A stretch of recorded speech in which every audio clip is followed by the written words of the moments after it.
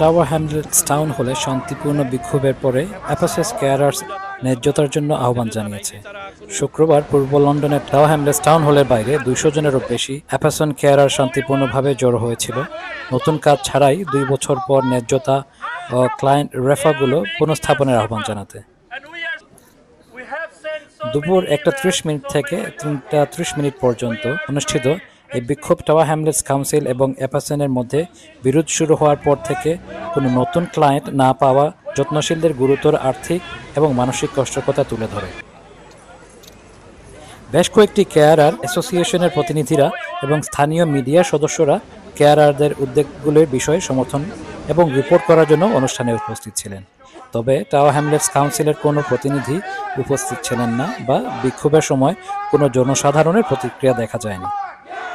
অ্যাপাসন কেয়ারার্স গ্রুপের একজন প্রতিনিধি বলেন, আমরা অভিজ্ঞ, যোগ্য তত্ত্বাবধায়ক দ্বারা সর্বদা নিষ্ঠা এবং সহানুভূতির সাথে আমাদের সম্প্রদায়কে সেবা দিয়ে যাচ্ছে। এটি গভীরভাবে অন্যান্য যে কর্মীদের সম্পূর্ণরূপে আমাদের নিয়ন্ত্রণের বাইরের সমস্যাগুলির কারণে ক্লায়েন্ট এবং আয় ছাড়াই ছেড়ে দেওয়া হচ্ছে। আমরা কাউন্সিলগুলোকে ন্যায্যভাবে কাজ করার এবং আমাদের কাজে ফিরে যাওয়ার অনুমতি দেওয়ার জন্য অনুরোধ করছি।